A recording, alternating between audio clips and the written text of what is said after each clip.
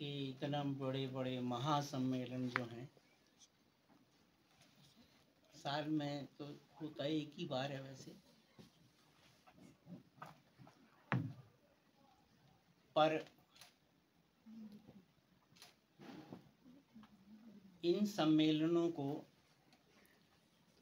ये यथा योग्य आवश्यकता अनुसार जैसे चाहें वैसे ही करें। कोई हमारी ओर से ना तो आग्रह है ना दुराग्रह है, पर एक दिमाग में मेरे और बात आ रही है कि यहाँ हिमाचल की सब बोलियों के, हिंदी के, संस्कृत के, उर्दू के अच्छे जानकार और कवि हैं। आप किसी दिन एक सर्वभाषा कवि सम्मेलन करें ताकि हिंदी वाला हिंदी में पढ़ जाए, अपनी बोली में बोलने वाला उसमें बोल के चला जाए, और संस्कृत वाला संस्कृत में पढ़े, जो जिसमें जैसी उसे अच्छी लगे वो कविता को सुना। इससे क्या होगा कि अन्य भाषाओं का भी, जिनको आप बड़े संकोच से पढ़ते हैं, वो ज़रा गौरव से पढ़ेंगे कि भी मैं इस भाषा का लेखक कवि हूँ और मुझे बुलाया है गया, और मैं निदेशक महोदय का और संयुक्त महोदय का धन्यवादी हूँ। पर अब इसे अन्यथा न लें, पर एक तो मैं रहा सारी उम्र अध्यापक, और दूसरी मैंने संस्कृत भी पढ़ ली जैसे तैसे। सारी उम्र यही सिखाता रहा कि स और श में फर्क रहा है। शाबाश नहीं, शाबाश। सृष्टि, सृष्टि नहीं। शोभा नहीं, शोभा। आसान काम है, कठिन नहीं। पहले जब आप कविता लिखते हैं उस समय आप अपने किसी गहरे मित्र को, किसी अच्छे जानकार को, किसी अच्छे विद्वान को वो कविता सुनाइए, जबरदस्ती सुनाइए, जाके सुनाइए। उन्हें कहिए मैं एक कविता सुना रहा हूँ और आप कृपया इस पर मुझे अपना मत दें।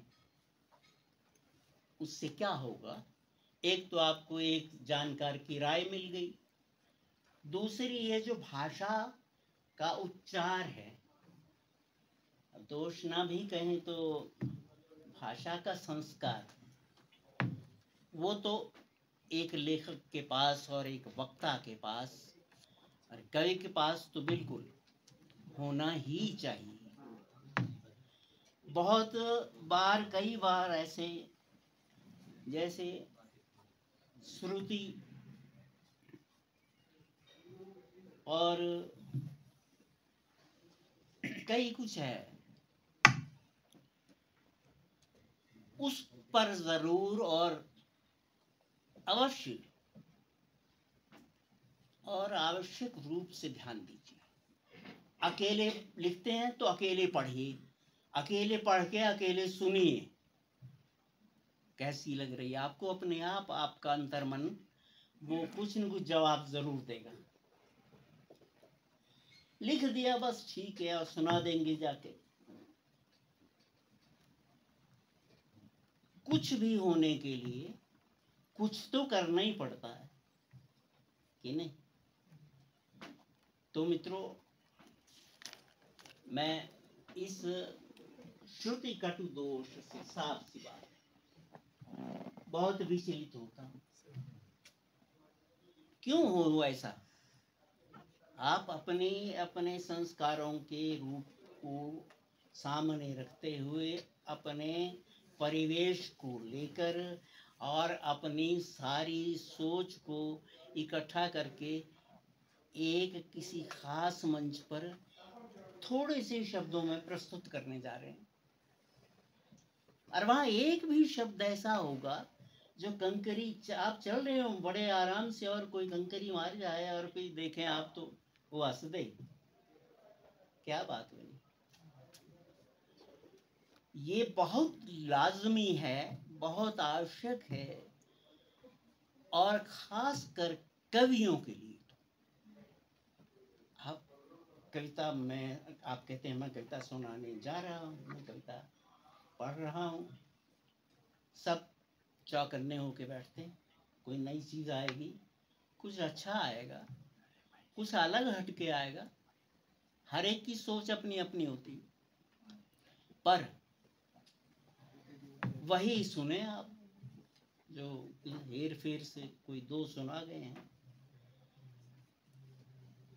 उसे ही कहें जोर से जरा, तो न जोर से कहने पर अलग होगी, न हेरा फेरी से अलग होगी।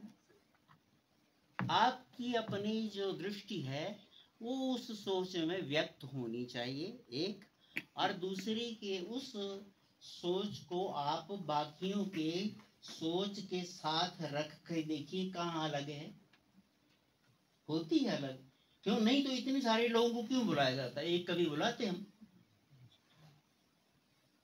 निदेशक महोदय कह देते एक आध कवि बुला लो, भाई वो सुना सुनो कि चले जाएंगे, बाकी सब ठीक है, एक जैसे तो लिखते हैं। सबकी सोच अलग है, सबके विचार अलग हैं, सबकी प्रस्तुति अलग है। कई बार एक ही विचार अलग प्रस्तुतियों में भिन्न हो जाता है। तो आप लोगों का जो विचार है कहने का अर्थ वही सुनने सब आए।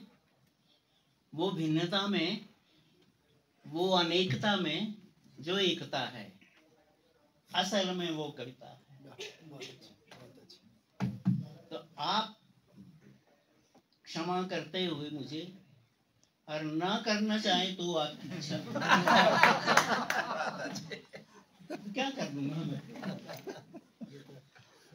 पर ये जो यहाँ सुना, आज नहीं कई बार सुन लिया ऐसा, कई बार इच्छा हुई कि कहूंगा, पर फिर कुछ बड़े लोगों का ध्यान रख के, कुछ और लोगों का जो मित्र दोस्त है कहेंगे यार तो ऐसा बोल जाता है, तो आप इस पर ना जाइए ज्यादा। मैं मन से कुछ नहीं किसी को बोल रहा हूँ, पर बात मैं मन से ही कर रहा हूँ, मन की ही। क्योंकि वो सारा माहौल था, उस माहौल में एक भी अगर उच्चार का एक श्रुति भी, जैसे गायक की एक श्रुति भी सारी उसकी प्रस्तुति को बिगाड़ देती है, ऐसे यहाँ भी श्रुतियां हैं। एक भी श्रुति आपकी, आप ही की कविता को आप जब सुनते हैं तो वो भिन्न कर देती है, अलग कर देती है, कहीं अपना माहौल बनाने लग जाती है। तो दूसरी बात तो ये। तीसरी बात, अब जो लिख के लाया वो तो सुनाएगा, चाहे कैसी हो, वो माहौल जैसा भी होगा ना, माहौल नहीं देखता, सुनाने वाला लिख के लाया और सुना के जाएगा। मैं सच बताऊं तो कई बार मैं लंबी कविता भी लिखता हूँ, 15-15 पेज की, 5-7 पेज की सही, फिर मैं क्षणिकाओं पे आ गया, छोटी छोटी 2 सुनाओ और हो गया। तो कहने का अर्थ ये है, कई बार आप चाहते हैं कि मैं ये इतनी अच्छी, इतनी थोड़ी सी अपने कद में भी बड़ी कविता सुनाऊं, पर माहौल कहता नहीं, एक तो बच गया, अब कितने बचेंगे। और कहने का अर्थ ये भी है कि दोस्तों माहौल का भी ध्यान रखिए, क्योंकि आप उस माहौल के पार्ट एंड पार्सल हैं। आप ही नहीं रखेंगे, भाई मैं तो सुनाऊंगा जाओ जी, कोई क्यों जाऊं तभी जब आप मुझे चाहे बुलाते रहो। मैं सच बताऊं ऐसे कई कई सम्मेलनों में, बड़े साल हो गए मुझे, पता नहीं कब से शुरू किया था, बुलाते हैं तो जाता हूं, पर मैं माहौल जरूर देखता। सच मैं हाइकू छंद की अभी कोई बात कर रहा था। हाइकू एक शाब्दिक छंद है, मात्रिक वार्णिक ऐसा छंद नहीं है। उसमें पांच, सात और पांच। पहली पंक्ति में 5 अक्षर, दूसरी में 7, मैं सुनाऊंगा आपको, और तीसरी में 5, बस हो गया गीत। अब इसे कविता कहिए, गीत कहिए, क्षणिका कहिए, कुछ भी कह लीजिए, लघु कविता कह लीजिए, नाम कुछ भी। तो जापानी हाइकू है, हाइकू बोलते हैं सारे, अब लोग हाइकू बोलते हैं। जब किसी छंद का नाम लेकर आप कविता पढ़ेंगे तो आपसे ये अपेक्षा की जाएगी कि आप उस छंद का निर्वाह करें।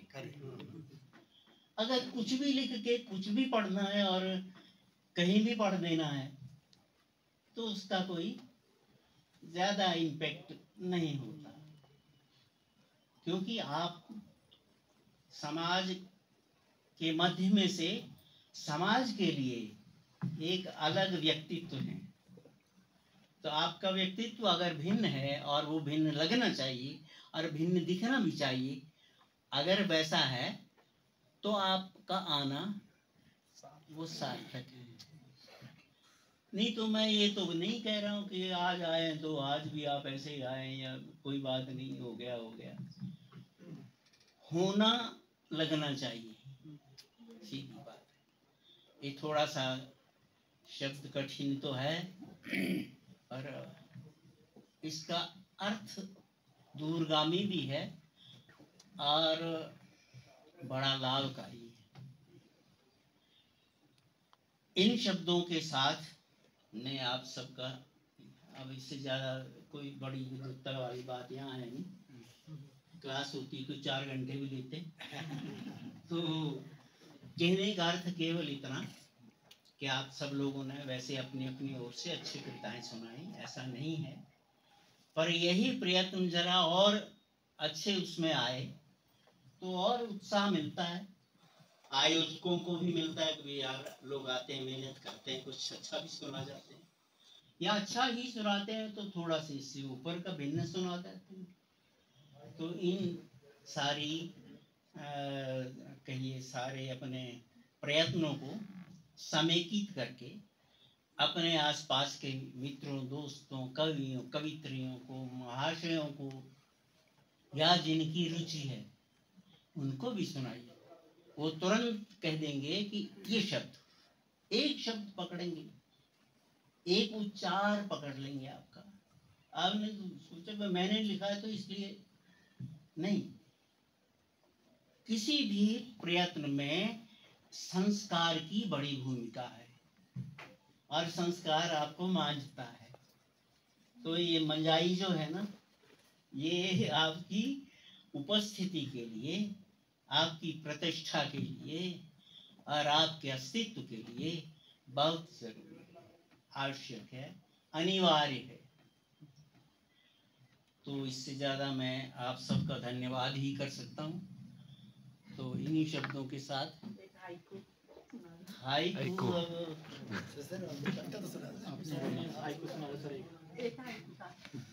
मैं सच बताऊं, कई बार मैंने कहा आज कविता सुनाएंगे, पहले वाले आप तो सब नए, आपको एक हाइकू ही सुनाता हूँ, छोटा है पर हाइकू ऐसे ही छोटा होता है।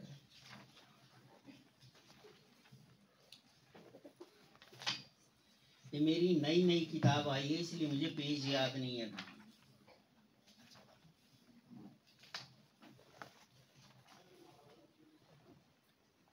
5 शीर्षक हैं इसमें, छोटे छोटे शीर्षक है। दिन, पहला शीर्षक है दिन। दिन लिख रहे हैं धुंध, दिन लिख रहे हैं धुंध कुंद हो रहा उजास। दिन लिख रहे हैं धुंध कुंद हो रहा उजास। आस क्या करे, दिन लिख रहे हैं धुंध कुंद हो रहा उजास। आस क्या करे, पहला शीर्षक। दूसरा है पहाड़। पहाड़ पढ़ रहे हैं बर्फ। आजकल भी शुरू हो गया, पर जब होता है तब तो होता ही है। तो पहाड़ पढ़ रहे हैं बर्फ, सर्द पढ़ रही उमंग। पहाड़ पढ़ रहे हैं बर्फ, सर्द पढ़ रही उमंग। रंग क्या करे, पहाड़ पढ़ रहे हैं बर्फ, सर्द पढ़ रही उमंग। रंग क्या करे। और तीसरा शीर्षक है सूर्य। सूर्य दे रहा दगा, और सूर्य दे रहा दगा जगन भोर का उल्लास। सूर्य दे रहा जगह, सूर्य दे रहा दगा जगाना भोर का उल्लास। हास क्या करे, सूर्य दे रहा दगा जगाना भोर का उल्लास। हास क्या करे। और रक्त रेत पर लुटा, रक्त रेत पर लुटा उगा न गंध न पराग। राग क्या करे, रक्त रेत पर लुटा, रक्त रेत पर लुटा उगा न गंध न पराग। राग क्या करे। अंतिम है धूप। अधूप बादलों में रोए, धूप धूप बादलों में रोए। ढोए मिन्नते हजार, प्यार क्या करे। धूप बादलों में रोए, ढोए मिन्नते हजार। प्यार क्या करे। नमस्कार।